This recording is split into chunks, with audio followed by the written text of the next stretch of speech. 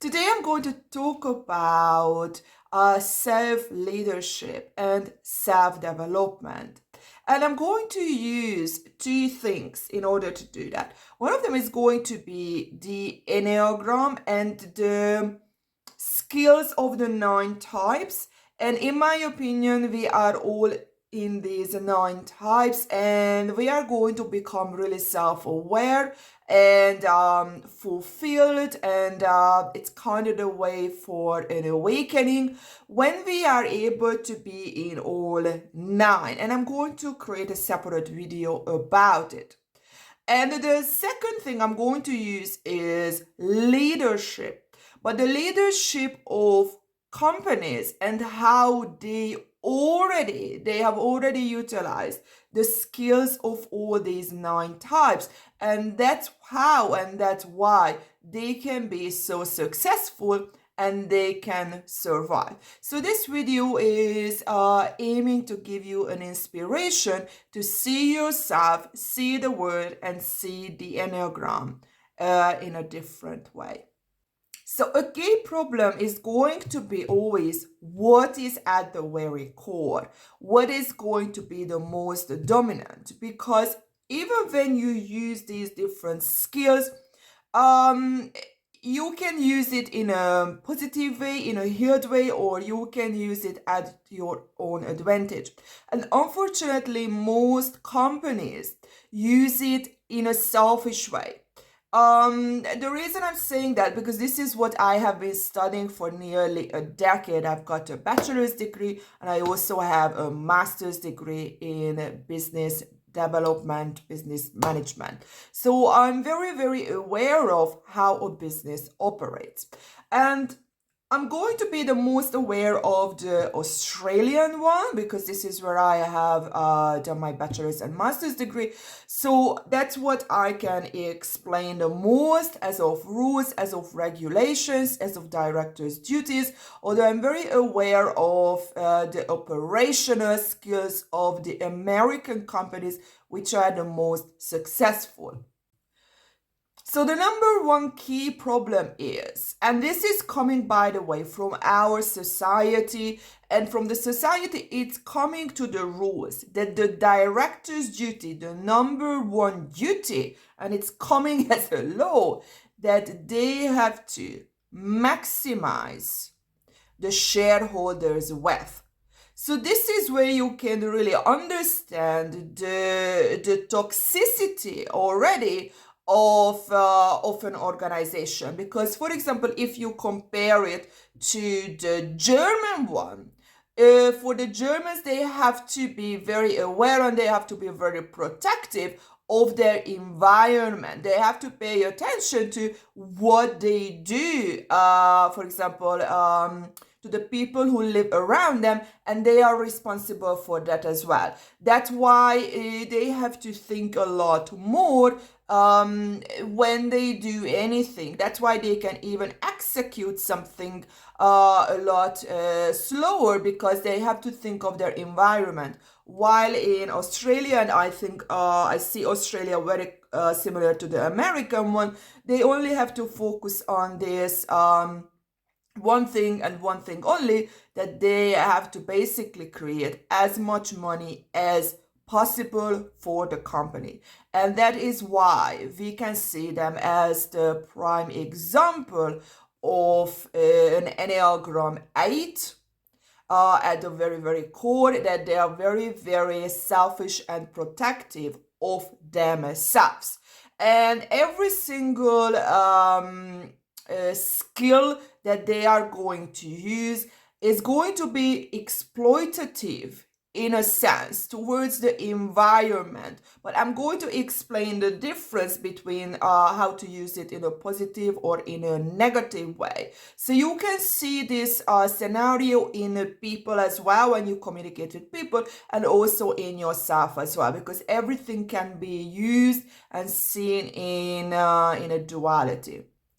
So when it comes to the Enneagram 2 is very, very empathic and is able to see the needs of other people. And if we want to translate it it actually comes to the buyer's behavior. And this is what the most successful companies are the best at.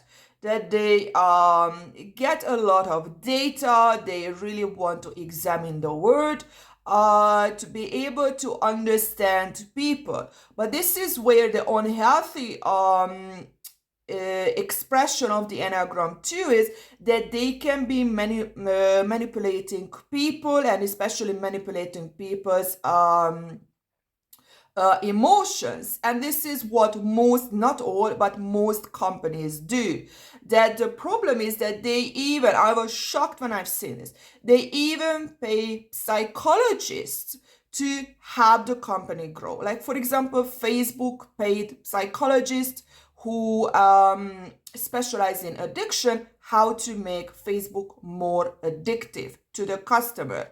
Or there are companies, especially toy companies, who pay child development psychologists to how to create and when to even show the videos to children to buy more toys. So here we can see the toxicity of the company, but also at the same time, I'm really sorry, but the disgusting part of psychologists, because I'm really sorry, if you learn to help people, why do you give up your soul for money to exploit people? So this is something you have to be always aware of when you try to see the negative things in a company or even in people, that many times there is always someone who helps them.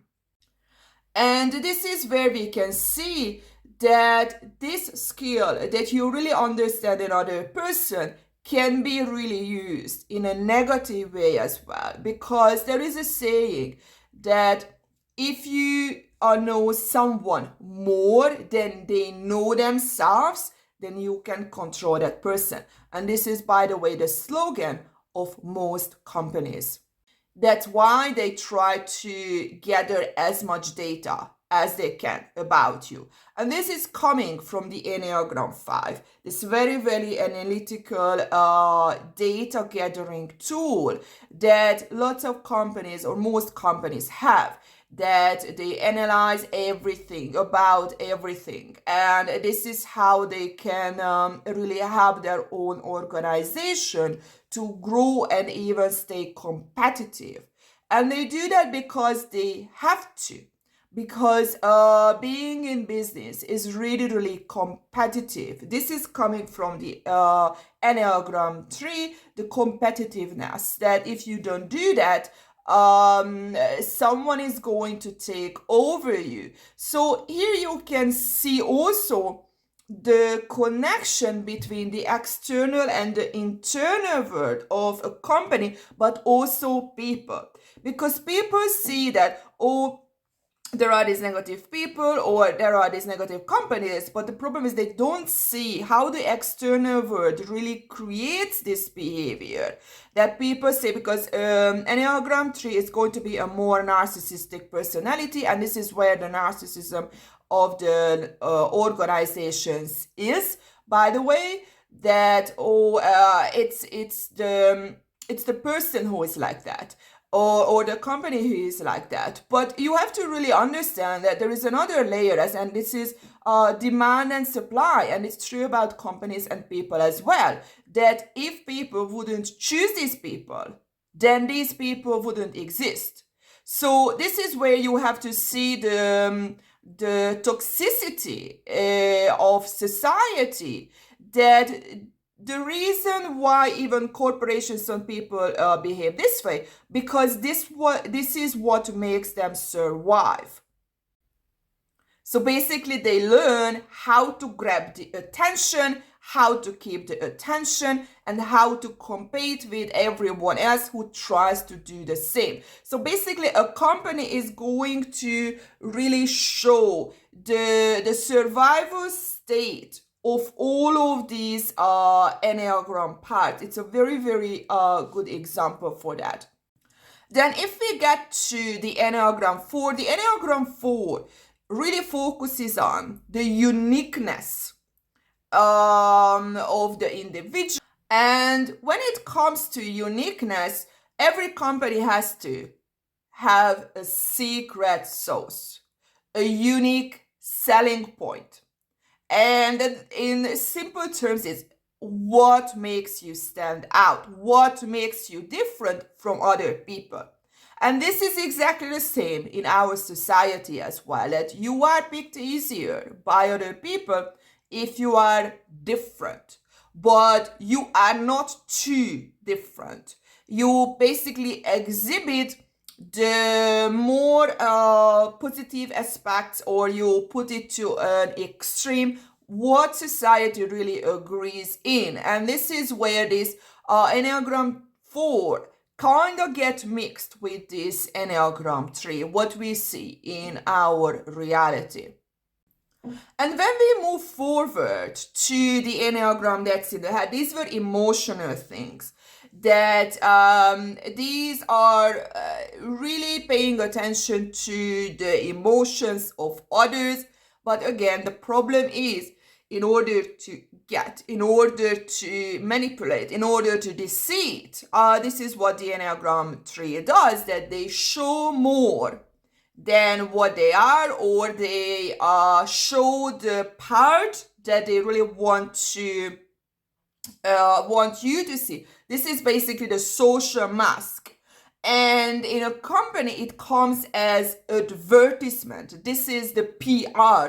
This is the marketing of the company.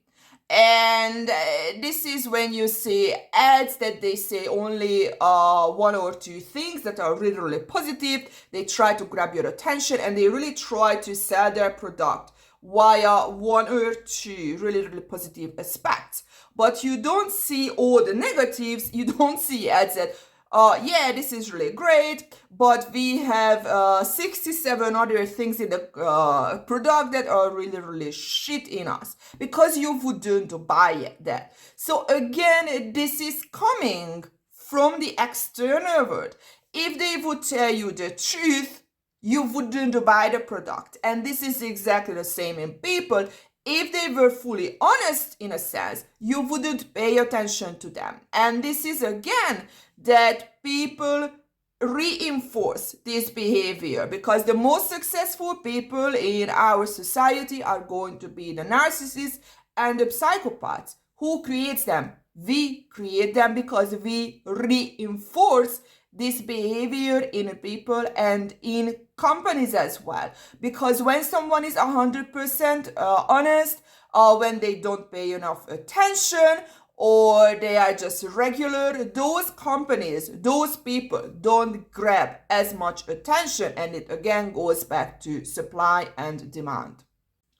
And when it comes to the Enneagram 6, the Enneagram 6 really pays attention to, this is in the head, what can go wrong. And this is something very, very important in an organization, that you have to always pay attention to what is happening. You have to be able to predict. You have to do all of these analytical things, that what are your strengths, what are your weaknesses, what are your opportunities, blah, blah, blah, what your competitors are doing all the time, how the market is operating, and you have to be able to predict. This is basically business analysis, that you always have to be aware of what is happening outside of you, and you have to predict several years in the future, like as a vision, and then you have to bring it back, that what is the closest to you. Because if you do not do that, again, you are going to collapse. You are not going to survive.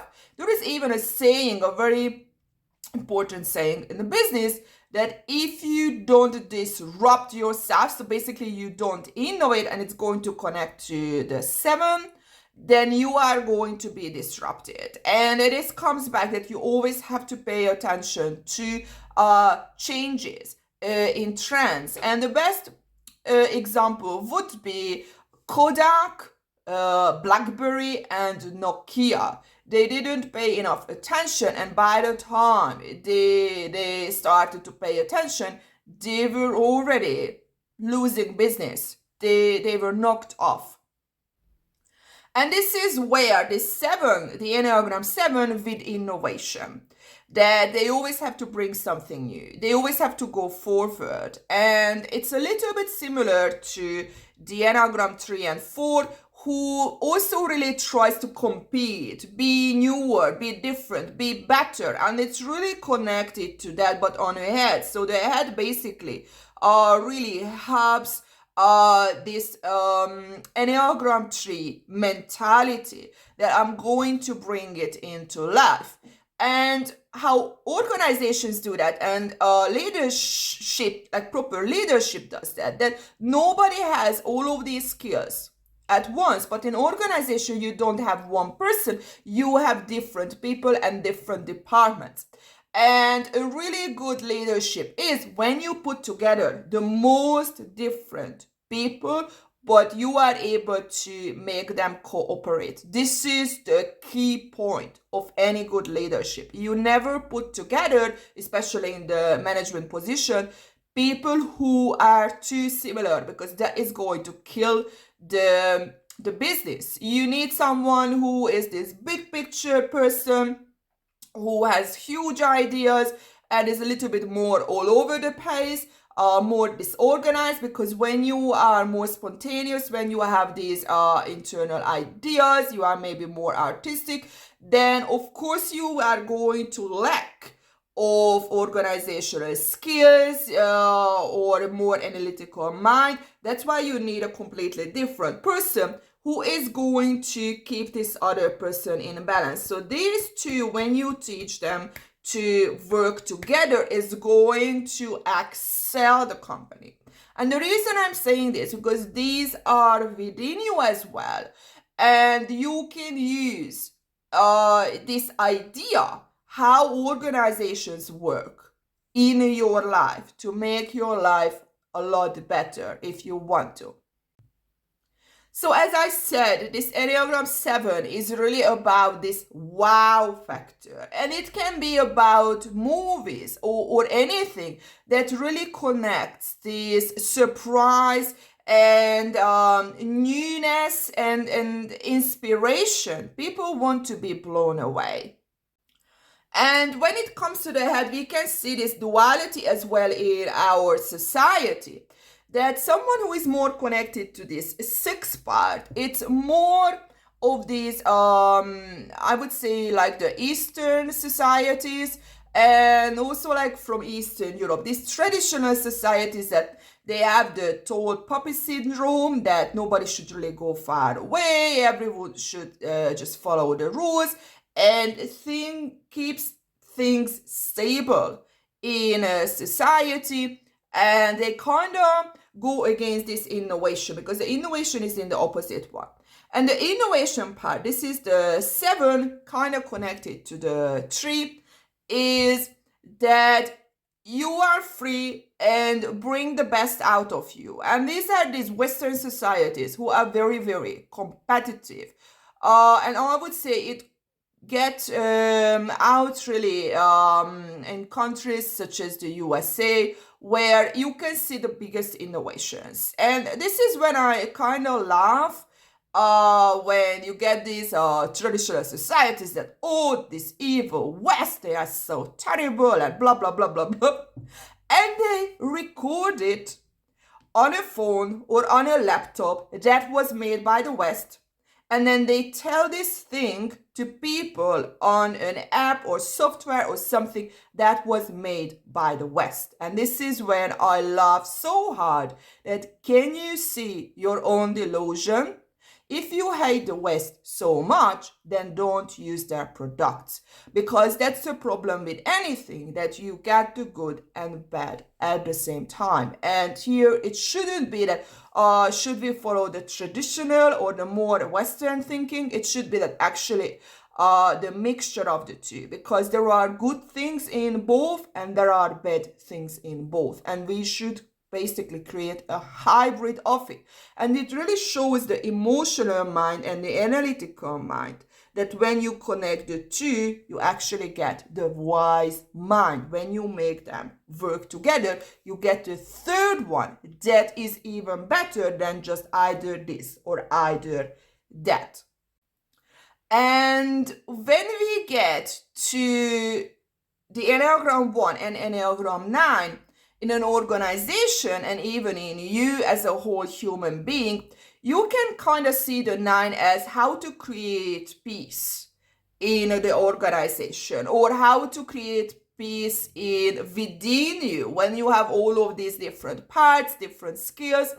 And this can be done by rules. And this is the Enneagram 1, right or wrong, because when you deal with lots of numbers, you have to create rules that people follow. But this is where the huge difference is when it comes to organizations, that how strict these rules are, because you can get a very, very healthy organization, and you can also get a very, very toxic environment where the organization is micromanaged. And this is where you can see that this basic part where the gut is, because these are basically the gut instincts, or the deepest part, the core, the foundation this is the 8, the 1, and the 9, that if these are unhealthy in an organization or in a person, all of these upper parts are going to be used in a toxic way.